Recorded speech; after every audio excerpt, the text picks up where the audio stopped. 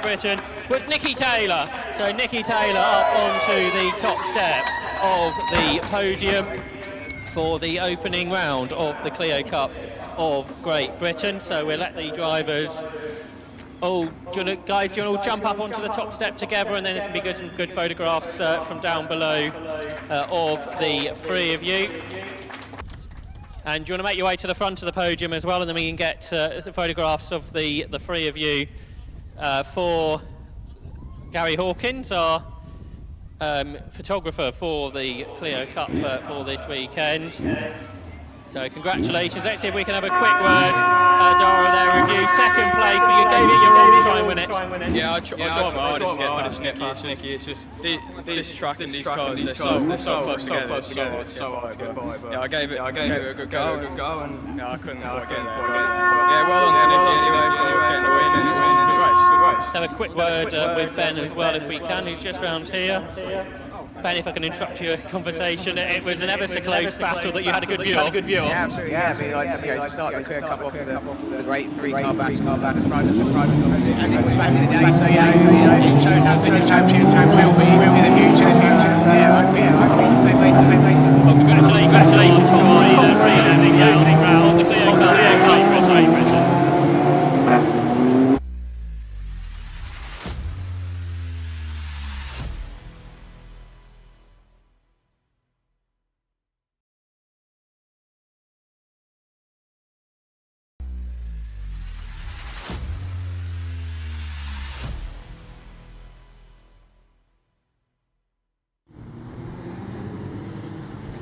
We're all set then to go racing for the Caterham 7 Championship. It's the 420Rs, the more powerful machines that we have within the Caterham 7 Championship. And for these cars with 175 brake horsepower, which use the Ford Duratec 2-litre engine, they now start to head off onto their formation lap. So let's run you through how the grid lines up after qualifying this morning.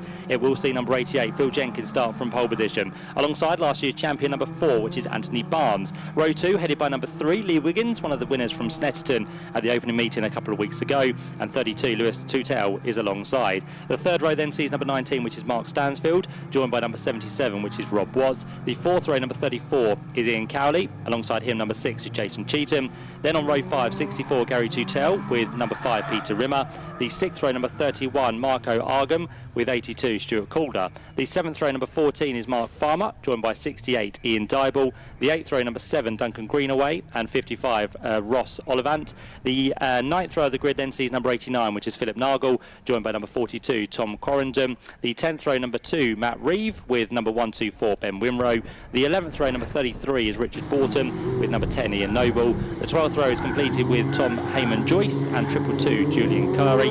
And the 13th row, number 53, Matt Welsh, with 35, Charles Holroyd. And the final row of the grid will be number 59, Adrian Fernandez. And we should see there as well number 12, Tom Greensall, to bring us another great grid of Caterham competitors, which will see 28 take the start of this one.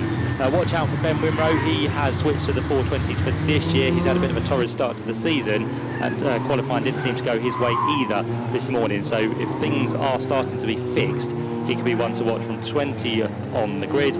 But Phil Jenkins, who was one of those winners from Snetterton, we're looking to keep at bay those behind, including Lee Wiggins, who was also a race winner from Snetterton. But temperatures and conditions very nice here today at Brands Hatch after the torrid weather we've had for quite a long time now. Summer might well be on the way, as it is the 1st of June. Temperatures climbing across the course of the afternoon. Currently 14 degrees with a slight breeze out there, which is just aiding some good overtaking for some of these categories we have at Brands Hatch, with the slipstream just adding to the element as well. So we're almost good to go. It's going to be a rolling start for the 7 Racing Championship, and as we said, off that front row will be Phil Jenkins and Anthony Barnes, last year's champion, Lee Wiggins and Lewis Tutel to watch out for. Lewis did a great closing lap in qualifying, which stuck him onto the second row of the grid. So it's the green cars on row 2, the all green of Lee Wiggins, the green and black of Lewis Tutel, and pretty much the 2 red cars on the front row with the all red of Phil Jenkins and the red and white of Anthony Barnes. We are good to go. 25 minutes of racing here at Brands Hatch on the Grand Prix circuit gets underway now, and it's a good start actually from Rob Watts, who dives out from the third row and will find himself up into potentially 4th place and maybe 5th actually, because coming back at him on the inside there is going to be Mark Stansfield by the looks of it. But out front it looks to be that of Phil Jenkins that does lead the way as they all safely make it through Paddock Hill Bend. So pole sitter Phil Jenkins leads the way through Druid. 2nd place for Anthony Barnes. 3rd place, the first of the green cars, will be Lee Wiggins. And then into 4th place, well, it's not going to be any longer Lewis Tutel. He has dropped down the order into about 7th or 8th place. In fact, it's going to be the number 19 car of Mark Stansfield, who's on the podium at Snetterton, who's made his way up into 4th position. Just like in the 310s, we've got the leader trying to get away on this opening lap, Phil Jenkins. But he's got a few Caterham lamps, but it may not be that by the time they get towards Hawthorne Bend, because in the chase then Lee Wiggins and Anthony Barnes, who are side by side at Hawthorne's, have caught. Meanwhile, further challenges going on down through the pack there. Peter Rimmer was under all sorts of pressure into what was Hawthorne Bend, but these really quick 2-litre Duratec cars turn their way through. Indications that we are going to go safety car for an we've got a car that, there's been an accident on the exit of Surtees, I'm afraid. It looked like quite a heavily damaged car. Yeah, it's gone left-hand side straight into the Armco barrier just before the marshal post on the left-hand side of the racetrack. It's gone in hard, back out the other side, possibly ripped a corner off the car as well. Such is the damage to the car and perhaps the barriers as well. We're going red flag immediately. So the red flag has been called for with this car off in the circuit. It looks from first instances like a one-car incident, but quite a big impact. I suspect that was in towards the Armco barrier there on the left-hand side of the track mat.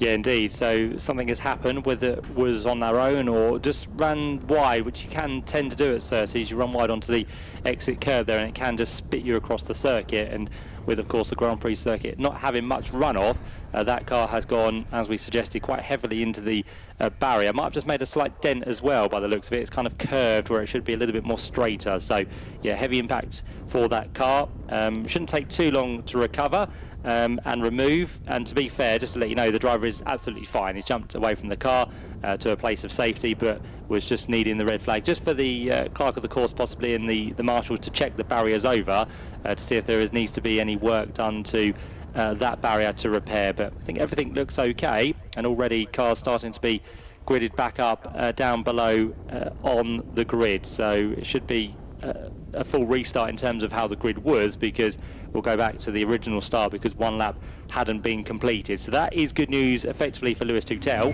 He'll get a reprise of that bad start which dropped him down to 7th place. What it does mean for Rob Watts, who was up there in the top 4 or 5, he'll need to do that start again, won't he, from the little bit of a jump he had on the outside to make the move up the order. And also the same for Mark Stansfield, who finds himself on that 3rd row as well. 42, is that the car that was off the road, which would be Tom Quarrenden, who was a little bit further back on the grid on row number 9. So yeah, front left-hand impact into the tyre wall. The circuit maintenance vehicle has gone over to have an inspection of those barriers. Luckily Caterham's quite light cars, so we hope for the barriers to be okay, and a medical car would also pick up Tom just to check him over, but he has got out of the car pretty quickly unaided. One of the other reason we went to red, because we were a few minutes ahead of timetable, so not to lose too many racing laps for the 420R competitors.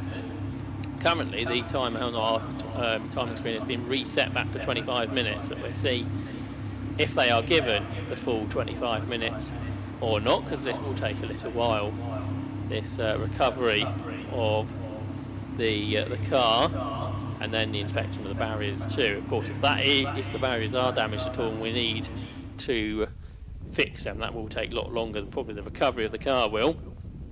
So everybody else has returned to the grid, as you were saying there, Matt. But I think a very good race is in prospect once we get back underway, because the top 10 cars in qualifying were separated by just 1 second. A massively competitive category this for the 7 Racing Championship. The fastest Caterham, the 420R. Now, some potentially good news is the MSV circuit maintenance vehicle has turned around. So that probably means the barriers are okay. The other reason perhaps we went red flag is because the flatbed truck needs the whole of the circuit to recover this car, because it has ended up in the middle of the road pretty much. So if we went safety car, Matt, there wouldn't be much track for the cars to sneak by. No, exactly, and I think with the damage that's being done to Tom Quarrenden's machine as well, it needs a lift rather than can be done by a tow. So safer to work with no cars going round, and as you said, it gives them the full scope of the Grand Prix circuit to work with, which is not the widest, as we know. It's a wonderful circuit, very picturesque is Brands Hatch in the Grand Prix circuit, but of course it hasn't really changed much from its original shape and layout, and it hasn't really had much room to play with. So it's a bit of a scary circuit when you head out on the Grand Prix loop, the ups and downs that you have to do, but it's one that many savour to race on, and that's why we have grids like this for the Caterham 7 Championship this weekend, because they all want to get out there and play on the big boy circuit. So they are currently working to recover the car of Tom Quarrenden. There is, as we said, the ambulance there as a precaution. As always, the driver will be taken away, checked over, making sure they're all okay. That is one of the best places to be on a race circuit when anything goes wrong, because you are looked after second to none by the wonderful medical staff and the medical centre we have here at Brands Hatch over there towards McLaren, whereas that is based. But everyone now patiently waiting down on the grid, ready for this race to get back underway. As we said, we are ahead of schedule, so the full distance currently is back on our screen of 25 minutes, and it shouldn't be too long before we get the formation lap back underway, just once the car of Tom has been lifted, which shouldn't take too long. Quite easy cars to lift are these, fairly light as well, so should be stuck onto the back of the trackside recovery, and then that can be taken back to the paddock and worked on to potentially get it back out for later on. But it depends what damage has been done and what spares are available to Tom Quarrenden's machine. But as I say, it won't be too much longer as the ambulance now departs. The medical car, I think, is off on its way as well, so the lifting is currently being done by the trackside recovery team, and as soon as that has been completed, then we should, as we say, get the race back underway and have some good fun Caterham racing to look forward to. Yeah, plenty of slipstreaming expected, as we saw from the 310s and the 270s as well a little bit earlier on. 30s, so where the incident happened, it's actually an important corner to get the momentum off of the corner. It's off camber, uphill, out of the corner to accelerate. Now, has the Tom Quarrenden car leaked some fluid as well, which would be unsurprising. So it's gone in, busted the radiator. So the marshal's also dealing with that, but that's been done very quickly as well. So won't be too much longer, we hope, before red flag conditions can be removed. Of course, strapping the car on, if we have lost a corner of the car, is a little bit more difficult. You don't want to strap it to a broken suspension piece that then snaps when you're on the way back. So our expert recovery team are dealing with that at the moment. Some mirror adjustments going on with number 5 down there on the circuit. That is Peter Rimmer that was getting involved in the action a little bit earlier on. Looks like he's got the spanner to tighten it up, or maybe right. yeah, he's loosening it to readjust. So spanners at the ready and mirror back in position. I thought it looked like a scrutineer that was with him. It's not very often you see this sort of work going on under red flag conditions, but for Peter, all good. He can see what's happening around him, which is very important in Caterham racing, perhaps more so than some other categories. So everyone's just waiting with anticipation for what's coming up next. Of course, a number of these drivers won't know what's happened. They won't know how serious or not it is, because the majority of the field were ahead of the incident. It was a very quick call from race control to firstly go safety car, then red flag. So the interruption to the race was very quick, so the incident scene wasn't passed by the competitors. Incident scene looks like we've cleared what we can of the fluid when on the road, and Tom Quarrenden's car being tightened to the back of the flatbed. Flatbed arm needs to get in place before the recovery crew can clear the scene. TV screens wanted to take a nap during the course of the red flag, which we've managed to sort out. And the anticipation of this flatbed leaving continues, Matt. It will go, and it is now reversing, so that's good news. So as soon as it's clear of the circuit, we'll then get word from race control down to the start line marshals and the starter to begin the countdown once again. Got another TV into sleep mode as well. It's not been that long, surely, but yeah, I think marshals are good, and the saving grace there as well was, of course, the barrier not needing to be repaired. It's strong stuff here at Brands Hatch. We have many international events coming to the UK, along with top flight British championships as well. So all of these barriers and Armcos are meant to stand the tests that they do go through. So all of those have been, of course, upgraded over the winter months as well. So that one stood up very well against fairly lightweight Caterham, and with that now off the circuit of Tom Quarrendon, we should start to have a countdown before too much longer. Yep, and there it goes. The 1 minute board has been held aloft on the gantry, so shortly the safety car will head away. It will lead the pack back round, and we'll be set for another rolling start for the Caterham 7 Championship, with the 420Rs to have another 25-minute go at this one.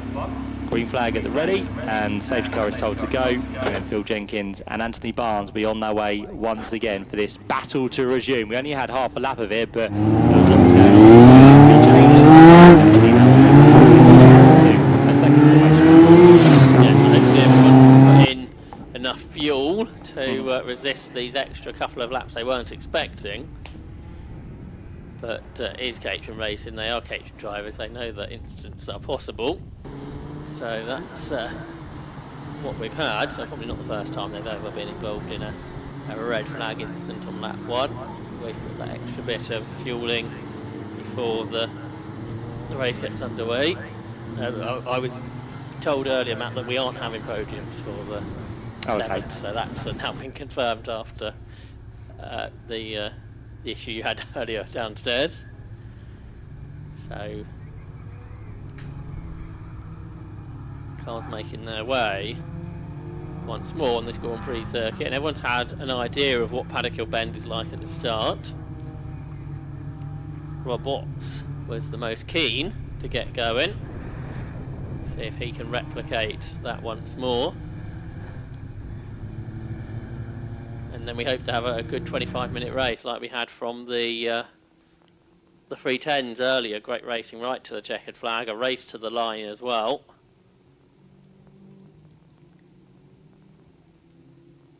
Wonder if we might have the same with these quicker cars. They are 4 seconds faster with the bigger Duratec engines.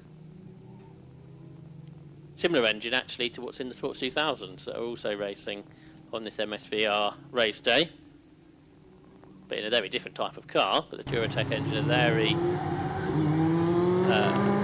very good engine to put in all sorts of cars. We've seen it in kit cars, fully bodied kit cars, 7 type cars like these are, and sports cars as well, over a number of years, and single seaters but that too. So a great engine that's been used now for a number of seasons in Caterham racing in this 420R category. And the MSV pace car will shortly peel back into the pit lane, and we will try again with another rolling start for the 420R category for the 7 Racing Championship here at Brands Hatch. Yeah, we got through the first couple of corners. It was out onto the Grand Prix circuit that the drama unfolded, unfortunately for Tom Quarrendon, a little bit further down the field, but we are good to go once again. Good formation will be had by the front runners, as again Phil Jenkins brings them off the Grand Prix circuit down towards Clark Curve, and once that safety car pulls in, then it will be up to Phil Jenkins to lead them in good formation up towards the line, with Anthony Barnes alongside, and then as we mentioned earlier on, the 2 green cars of Lee Wiggins and Lewis Tuttle. Lewis will want to try and get a better start this time and try and hold on to this 4th position and try and go forward rather than backwards, but we'll see what the starts are like from those quick starters on row 3, Mark Stansfield and Rob Watts. But we're good to go, just trying to get the rest of the pack formed up behind. But as soon as we are happy, the lights go out, which they do now and again. A good start from Rob Watts and also Mark Stansfield, but he can't quite find a gap. We're going to be 4 wide briefly down towards Paddock Hill Bend, and Mark Stansfield, the bravest of the brave, who goes up to third, make that second place. To the inside he goes of Anthony Barnes, and he should just about squeeze his way through unless Barnes comes back on him in towards Druids Corner. But that has been a blinding start from Mark Stansfield, not quite got the job done through Druids Corner. He'll then be on the outside line down towards Graham Hill Bend, and Lee Wiggins trying to shove his nose in where it's probably not welcome from Anthony Barnes. But Mark Stansfield round the outside he goes, and Lee Wiggins is going to go at the same time to get up into third place, while Phil Jenkins builds a bit of a lead. Yeah, it was a pretty energetic start, wasn't it, for a Caterham race? Normally it sort of builds up as the race goes on, but it was all about the start there for those on what was the third and fourth rows of the grid as they accelerated, making it 4 abreast up towards Paddock Hill Bend. It's not over for second. Stansfield back under pressure. That Lee Wiggins, who sneaks up the inside in towards Hawthorne Bend, all allowing Phil Jenkins to try and build a lead on this opening lap of what will again be a 25-minute race for the 7 Racing Championship. They plunge their way around the Grand Prix loop between the trees on either side of the circuit, but it is then Lee Wiggins at lead. Stansfield held on to second place, did he? There around Hawthorne and into Westfield Bend. We get a better view of them as they come bursting back into our view at Clearways Corner. But for the poleman Phil Jenkins, it's a similar story to the 310s where he leads by about a second, but can he maintain that throughout the distance? Stansfield is second. But Lee Wiggins up the inside into Paddock Hill Bend has to back out of it. So unlike in the 310s, perhaps these faster cars that get to the corners a lot quicker, a little bit more difficult to slipstream ahead. Certainly is, yep, and Lee Wiggins almost went through there on Mark Stansfield, but these two now starting to squabble. Might just allow Phil Jenkins to pull away, but the gap at the end of that first lap was just, well, there's a non-working transponder for Phil Jenkins, so it hasn't quite flicked up onto the screen just yet, but it was probably about half a second just over between the top two. But already looks like Mark Stansfield and Lee Wiggins are coming back to him. They're being joined by Anthony Barnes. Rob Watts, he's just about into the equation as well, and it's Gary Tuttle now who has moved ahead of Lewis. So Lewis was the quicker of the qualifiers. He's now dropped down into 9th place, and Gary sits there in 6th position. So he's the one working his way through, and Stansfield in 2nd place, under attack here from Lee Wiggins, but Lee has to go back to his line and just go through. He's got to be careful though, because Anthony Barnes is looking to make a move as they work their way down through Westfield and in towards Dingledale very shortly. But of course with his battling again, just allows Phil Jenkins to pull the gap over those 4 cars back in behind. Yeah, that's right. So for Phil Jenkins, who won the second of the races at Snetterton, it leads from the very fast start in Mark Stansfield, who battled Lee Wiggins, the race 1 winner from Snetterton a few weeks ago, and Stansfield still holding on to 2nd position, but Phil Jenkins, who had a lead of 2/3 of a second at the end of the first lap, maybe a touch more now. For Lee Wiggins, he's going to have another go at 2nd. They're wheel to wheel, but he can't really propel himself ahead into Paddock Hill Bend, so Mark Stansfield hangs on to 2nd. Pace for those further back. Well, Lewis Tuttle, the fastest man on the road on that lap, 8th position, trying to work his way through the order, gaining 1 position on that lap actually, moving ahead of Ian Cowley.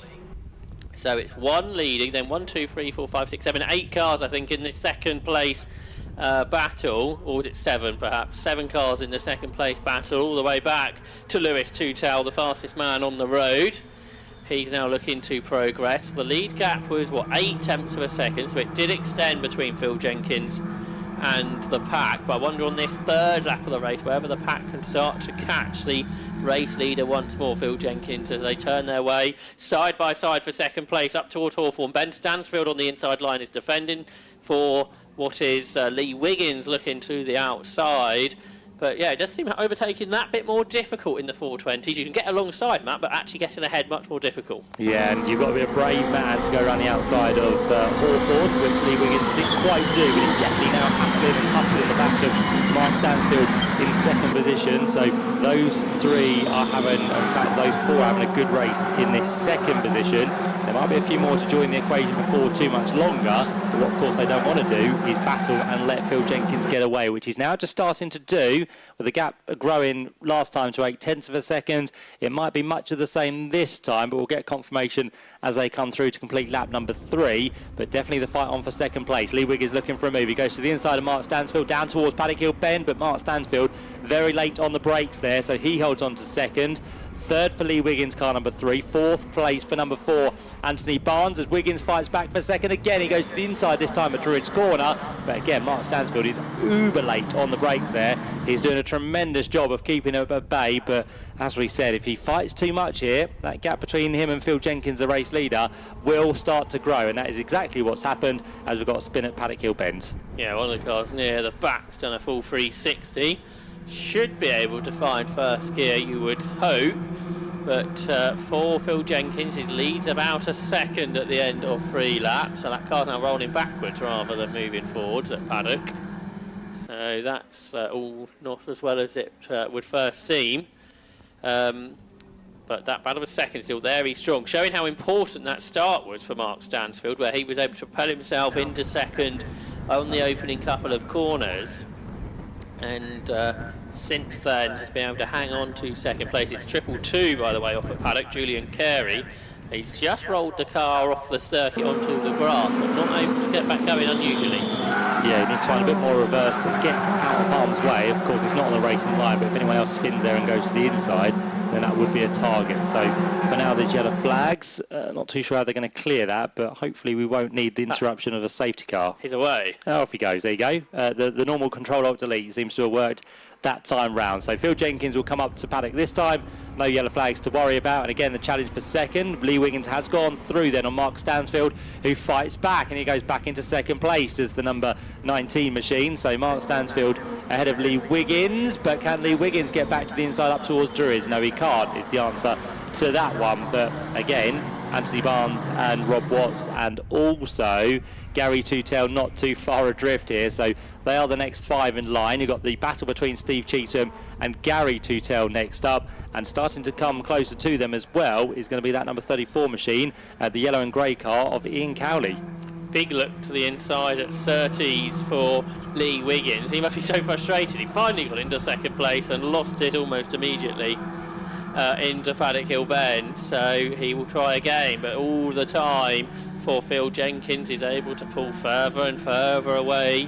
1.4 seconds was the gap at the start of lap 5 of the race, which the cars are now working their way through Westfield Bend and further around the Grand Prix loop, with Jenkins then the man at the front. Then the battle of a second through Sheen Curve. 1, 2, 3, 4, 5, 6, 7 cars now, because that battle between Cheetham and Tutel, the second of them, are closing up once more to the battle for second place, which is continuing to be led, is it, by Mark Stansfield, being chased all the time by Lee Wiggins, who's maybe not as close as he once was out of Clark Curves. That means he gets a longer run in the tow. Actually, no, it's Stansfield that's dropped back, isn't it? Apologies. So it's 4 up into third. Anthony Barnes. Lee Wiggins is up into second place, and somewhere along the line, Mark Stansfield has dropped to 4th place. The lead gap over 2 seconds as they were squabbling for second. Now with a new driver at the head of that queue, can they go after the leader, I wonder? Yeah, Phil Jenkins is looking for his second victory of the year. The other man who's taken a win this season is Lee Wiggins, who now moves himself, as we said, up into second position. So some work for Lee to do as he tries to close the gap on the race leader, but it's a pretty mammoth one now in Caterham terms, so it needs a bit of help from those behind, the likes of Anthony Barnes and Mark Stansfield and Gary Tutel, who moved up position on that lap as well. So a good tussle going on for the top 5 places. Further back, another good battle. This is for what's going to be, I think, just outside the top 20. So you've got Tom Greensall in there. He was one of those who spun in qualifying with some drama, so had to start off the back of the grid, but he's in a nice tussle at the minute with the likes of the 53 machine, who's just up the road ahead of him for now. That's Matt Welsh, and a few more as they head down through Pilgrim's Drop and in towards Hawthorn. So wherever you look in the field for the 7 Racing Championship, there is a battle to feast your eyes on. But up front, Phil Jenkins is the man that continues to lead, and by the look of it, continues to build that gap over Lee Wiggins. Yeah, huge struggle for second, heading out to Sterling Bend, and now emerge at Clearway. So for the podium positions, there's certainly a battle on. Phil Jenkins is missing out on the battling, but for what is second position, up across the line, side by side, to the outside comes Anthony Barnes. Lee Wiggins on the inside, and Mark Stansfield had a think about making it free abreast into Paddock Hill Bend, backed out of it. They're still will to will though, Wiggins and Barnes. Lee Wiggins on the inside, on the outside line is that of Tony Barnes, now looking to get involved. It's Gary Tutel who launches a move up on the inside into the hairpin. That got all pretty tight, it has to be said. But for second place, somehow Lee Wiggins has held on. He had cars coming at all angles trying to get ahead of him. Rob Watts has got himself up into 5th position ahead of Gary Tutel in all of that at the hairpin. So that battle for second place, very entertaining indeed, with what is 6, almost 7 and 8 cars involved in the battle. Yeah, we've got 14.5 minutes to go, so still over half the race remaining. Just looking at this battle for second place, they're not, as I said, helping themselves catch up with Phil Jenkins. What they ideally need to be doing is getting in that toe, pulling aside and letting the car go through, rather than battling and holding each other up. But of course, when you've got more cars behind you, it's very hard to get back into the toe and do that on consecutive laps to bring the gap down. So for now, I think they've almost come to the occasion that they are fighting for second place rather than the race lead, because Phil Jenkins continued to put a gap between himself and the rest of the pack. That now sits at 2.8 seconds pretty much, and I'm sure it's going to grow on this occasion as well as they re-emerge from the Grand Prix circuit. Back on towards Clark Curve they come. We're going to have a change for third this time, because it looks like Mark Stansfield has gone back through ahead of Anthony Barnes, so that just gives Lee Wiggins a bit of a breather. But then Barnes fights back in the red number 4 machine, and watch out for Rob Watts in the Dayglow yellow and black car, which now heads for the inside line in towards Paddock Hill Bend. Anthony Barnes gives him plenty of racing room, and Rob Watts does get himself now into 4th position. So a nice move there, but just shows that Anthony Barnes didn't want to fight it. There was no need to hold each other up, and they can now continue that battle and try and work to close down on Phil Jenkins, who is just about to come onto the back of that spin for Julian Carey a few laps to go. So that is going to be the first car to go a lap down. Yeah, so we're hoping to navigate that safely. And for the second place battle, it's going to be what on earth is going on for Julian Carey, because he's going to have these 7 cars attack him all at once. They won't want to lose any time as they battle over that second position in this race.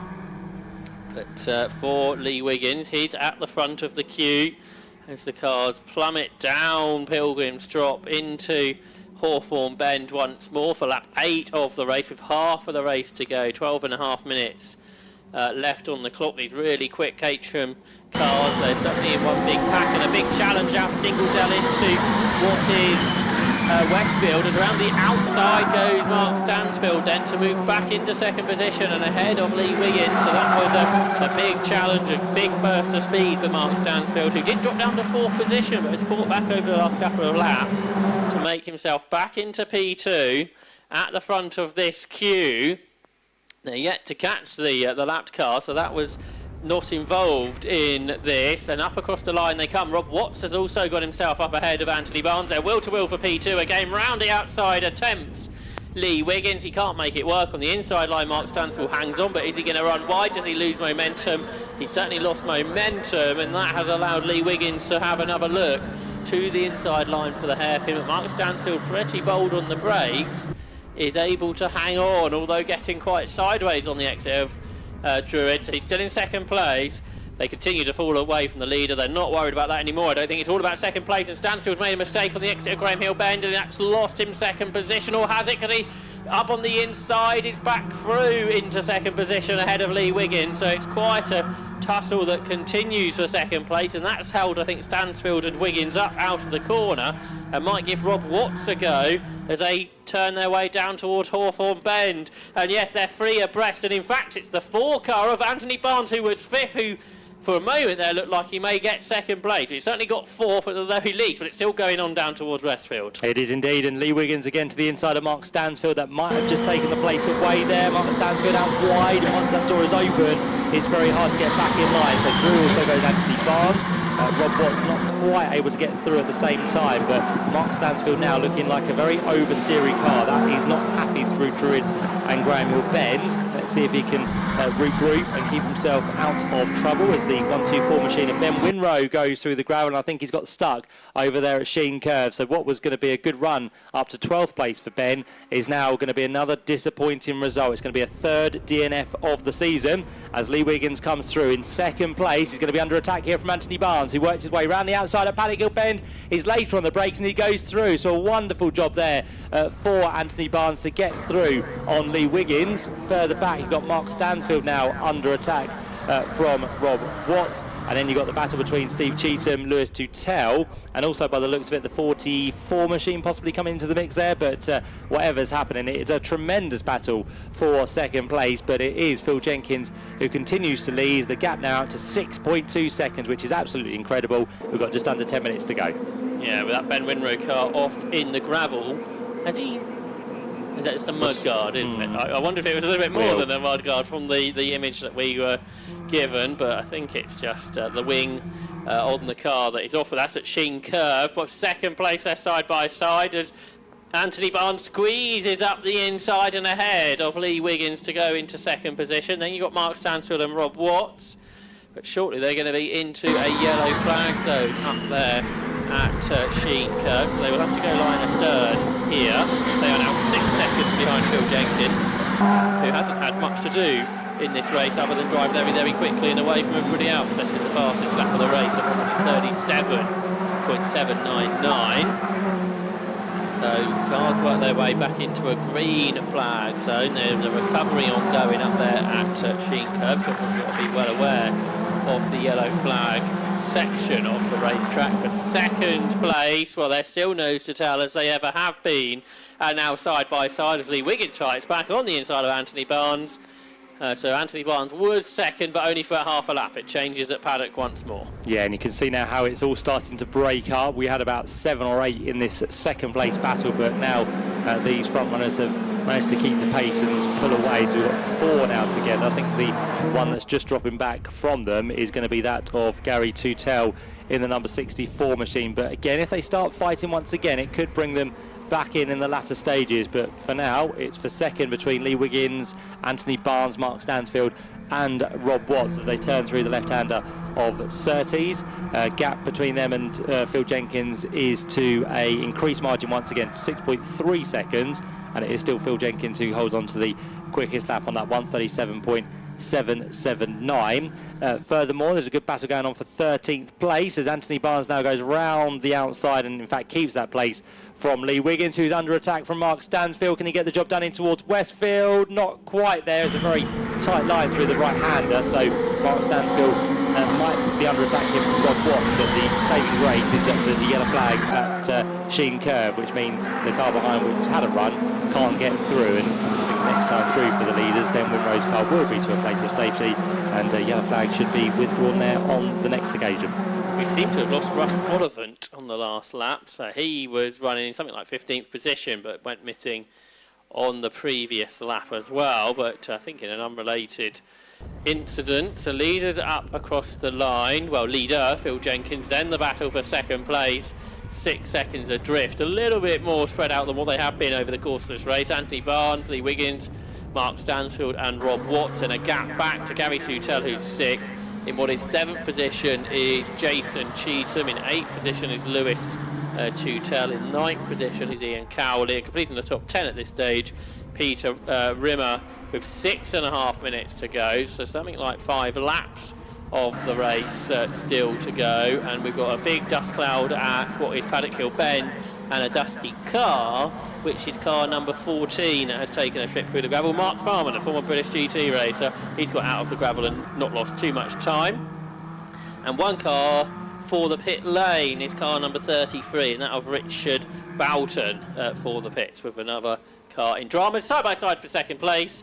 Another challenge from Lee Wiggins to the outside. This time Anthony Barnes hangs on, but for second it's back on again with 6 minutes on the clock. Yep, so we've got these 4 cars, 2 positions on the podium left up for grabs, so there's going to be a few, once again, unlucky not to get there, but as it stands, it's Barnes and Wiggins who are on for podium.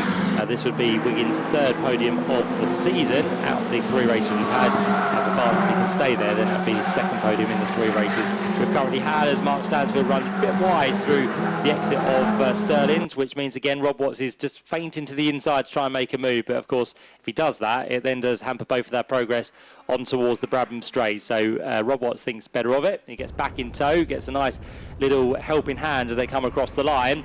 As ahead of them, Barnes is now under attack once again from Lee Wiggins, who goes for the outside line in towards Paddock Hill Bend. He then tries to do the over and under, which may just work here if he gets his nose up the inside, which he does. Is along the rear quarter panel, and that should be job done for Lee Wiggins, although again it's a tighter line. Barnes tries to carry the momentum round the outside, but that is not good enough. So the number 3 machine heads now the number 4 car as they swap positions for second and third, but I don't think this one is quite over as Anthony Barnes tries to retaliate. Yep, it's going to be on again, isn't it? Especially on that long stretch, the longest acceleration stretch up towards Hawthorne Bend, which they begin now, going up the gears with Lee Wiggins and Anthony Barnes powering their 2-litre Duratec engine side by side now down Pilgrim's Drop into, well, 3 abreast, because Mark Stansfield goes up the inside, which is pretty dicey at Hawthorne Bend at the best of times, and everyone closed their eyes and they've all come back out in a order, maybe a different order to what they went into Hawthorne Bend.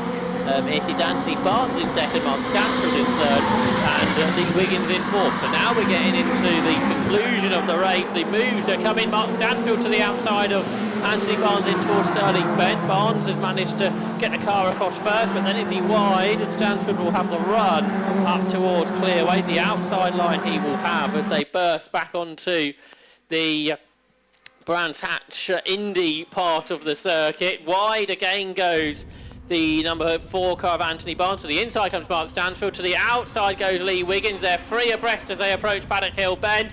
Diving up on the inside. And Mark Stansfield, he's absolutely sideways, under braking. He's into second, but he's wide. He may lose all these positions, Matt. Yeah, did well to catch that, but he does lose the 2 positions once again. Then Barnes gets a little bit bulked by Wiggins on the run up towards Druid's corner. So Stansfield looks for the outside line once again, which doesn't work. So yeah, those places gained have now been dropped once again, and we're almost back to how we were for second, third, fourth and 5th. But just as Anthony Barnes got to the head of that group, he was going very defensive, wasn't he? He was all over the road. He was trying his hardest to keep at bay those who were attacking him, but he didn't look that comfortable, did last year's champion, in a defensive mood there. So we'll see if he can do anything on this next lap as Phil Jenkins works his way through Pilgrim's Drop, already up towards Hawthorns, as the squabble for second now comes into our view, in towards the right-hander once more on the back of the circuit. It's Wiggins ahead of Barnes, ahead of what's going to be Stansfield and Watts, and those 4 now clear of Gary Tutell in 6th place, Steve Cheetham in 7th, Lewis Tutell is in 8th, 9th place is Ian Cowley, and 10th place at the minute is the number 31 machine of Marco Argum. So that's how it all looks in the closing stages. Just under 2.5 minutes to go.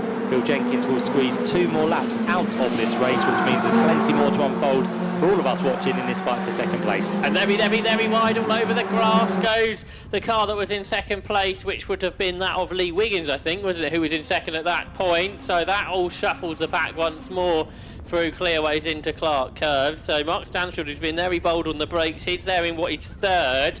Barnes is back at the front of the queue, but then alongside already comes Wiggins to the outside. Mark Stansfield again does his customary late braking to try and get amongst them, but Rob Watts has got the best run at the rear of the pack, heading up towards the hairpin. On the inside line is Lee Wiggins, but he can't keep Anthony Barnes back. Rob Watts now brakes as late as he dares and locks up and runs wide, so stays in 5th position. And into Graham Hill Bend they come. There's one car a bit further back getting the track limit penalty. That's the one of Marco Argum, who had just gone into the top 10, but a track limit penalty will drop him back. But all about this battle for second place. There's 4 cars battling for 2 positions on the top 3 podium places. So who will be there at the end? For now, Anthony Barnes and Lee Wiggins are the ones battling over second and third place. They're going to be side by side once more to head into Hawthorns. They are indeed, yep, and it's going to be Wiggins for the outside with Barnes back down the inside, so he does hold on to that second place for the time being. But again, there's great respect amongst those leading contenders as it stands. There might be a few wheel arches hanging off, but that is part and parcel of Caterham racing. They've done a grand job to not inflict any harm on each other as they work their way now towards the right-hand Roisin curve, with the order remaining the same as it was when they left the Indy circuit to head out through the forest once again. We've got 30 seconds to go. Phil Jenkins already back into our sight on towards the start-finish line, so he'll go through and he's going to make this a 16-lap race by the looks of it. But what is going to unfold for second place as they come through to start the last lap of that first race of the day here at Brands Hatch? It's still going to be Barnes and Wiggins. This is going to be a kind of lineup for the last lap as Lee Wiggins goes ahead there across the line by a few thousandths of a second. Barnes fights back in towards paddock. Mark Stansfield tries to squeeze through on the inside. They're going to be side by side for second. Lee Wiggins might just lose out here on the run in towards Druids Corner because Barnes is on the inside. You've got Mark Stansfield trying to show a nose to the inside as well. But Lee Wiggins finds that gap to get back into and holds on to the final step on the podium for the time being. And believe it or not, Gary Tutel is back into the mix. So I thought it was 4 cars. We're going to have 5 on this last lap for second. Yeah, they were battling so hard for what is second position. They almost they have allowed a 5th car to get involved. Whether for Gary Tutel he can actually gain some positions to finish perhaps up on the podium, well, we will find out over the last half a lap of racing. So for Phil Jenkins, he is clearly going to come through as the winner, all being well. But for second place, it's Will to Will on the inside line. Anthony Barnes keeps Lee Wiggins at bay. Mark Stansfield has a look to the inside, can't make it. They turn their way through what is Westfield Bend and then accelerate through the kink at Dingle Dell and then into Roisin Curve. And they line astern for now. So with 2 corners to go for Lee Wiggins, perhaps setting himself up for a race to the line.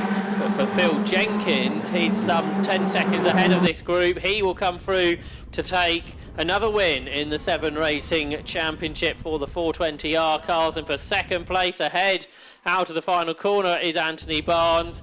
But slipstreaming him right to the line, jinking out of the toe and nosing ahead, and a punch of the air for Lee Wiggins, who takes the position by 39 thousandths of a second to take second place away from Anthony Barnes, with Mark Stansfield and Rob Watts in close pursuit and Gary Tutel in 6th. More battles to the line throughout the pack as well. But Phil Jenkins, a dominant drive. He hasn't got to enjoy all the battles, Matt. Indeed, yeah, he's been kind of out on his own. He's had no one to play with. He'd have loved to have, I'm sure, had a battle, but in the end he does come through to take a nice victory there by a very un-Caterham margin, because at Snetterton we had just 15 thousandths of a second between the top 2 in one of the races, and this time around it's grown to 10 seconds. But nonetheless, Phil Jenkins, as you said, picks up his 2nd victory of the season, and we'll see what he can come up with in race number 2 a little bit later on as the last few runners come through the final corner, just up towards the line now, and it's going to be 20 plus finishes after the problems we had for the likes of Winrow, Ollivant, Borton. We had also problems for Julian Carey earlier on through Paddock Hill Bend, but he did manage to recover and get himself back into the race in 23rd position. But cracking race there, lots going on for second place, but it was the eventual winner, Phil Jenkins, who came through with the honours and the maximum points from that first 420R race of the day. Yeah, so we'll see if we can take a look at the results then of the first of the 2 7 Racing Championship 420R races, which went the way of Phil Jenkins in car number 88, winning by 10.4 seconds and taking the fastest lap as well, 1 minute 37.779. Second place was number 3, which was Lee Wiggins, and in third, car number 4, Anthony Barnes. 4th went to number 19, Mark Stansfield. 5th for 77, Rob Watts. 6th for 64, Gary Tutel. Lewis Tutel in 32 was in 7th. 8th for number 34, the car of Ian Cowley. In 9th position, number 6, Jason Cheetham. And in 10th position, car number 5, Peter Reimer. 11th place was 82, Stuart Calder. And 12th for number 89, Philip Nagel, completed the first page of results on the live stream images. In 13th position, that was car number 31 after the penalty was applied for Marco Aglum. In 14th was number 14, Mark Farmer. 15th was number 68, which was Ian Dyball. Tom Heyman Joyce was 16th, ahead of Matt Welsh, Matt Reeve, Tom Greensall, who started from the back after problems in qualifying. Ian Noble, Adrian Fernandez, Charles Holroyd and Julian Carey completed the finishes after that spin for Carey at Paddock Hill Bend. Richard Boughton was the first of 3 retirements in the second part of that race after the early red flag. Russ Oliphant and Ben Winrow also retired with that red flag incident, also eliminating that one further car of Tom Kerndon. So that's it for 7 Racing Championship for now. The 420Rs will be back a little bit later on at 5 to 4 with the 310s and 240s just before. Here at Brands Hatch, we have one further race coming up in a few moments' time for the Sports 2000 Championship.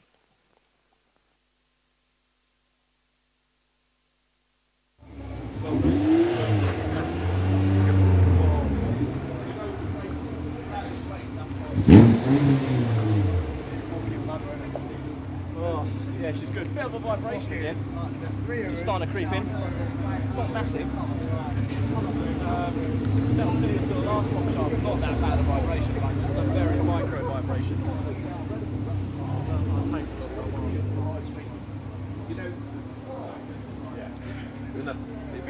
I'll try not to sweat. Yeah. Very good. That was good. Really good. There's a breeze for you. You want to see these fighting? I didn't want to see that. That's why I was just disappearing, mate. We'll do the podium in a bit. That was good. Cheers, Ken. That was very good.